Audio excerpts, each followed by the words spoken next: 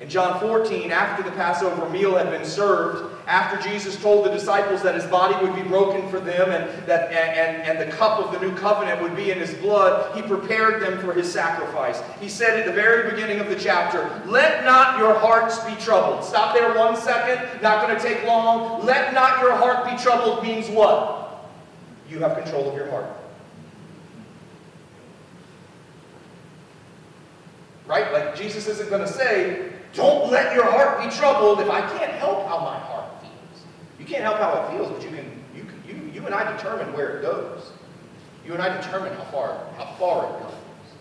Let not your hearts be troubled. Believe in God. Believe also in me. In my Father's house are many rooms. If it were not so, would I have told you that I go to prepare a place for you?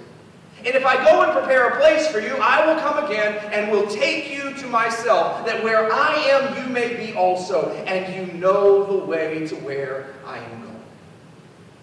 So let's just get this out of the way for those who have never heard me talk about it before. Jesus did not go to heaven to get mansions ready for us. Jesus went to the cross to get our hearts ready for the Holy Spirit.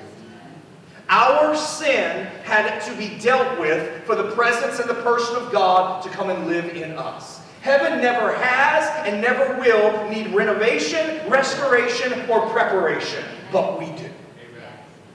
So Jesus was not saying, "I'm going to heaven and I'll come back when it's ready for you guys." Right? Just think about how silly that sounds when you actually make it in our language. I'm going to go to heaven because heaven's not ready for y'all. It doesn't make any sense.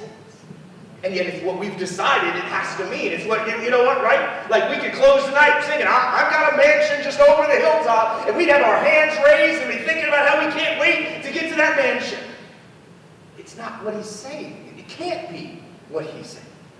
I believe he's telling them, "I'm going to the cross to make a way to give you a new heart and a new spirit. I'm going to the cross so that I can move my law from tablets of stone to the tablets of your heart. I'm going to the cross to open the veil of the temple in Jerusalem so that you can become the temple of the Holy Spirit."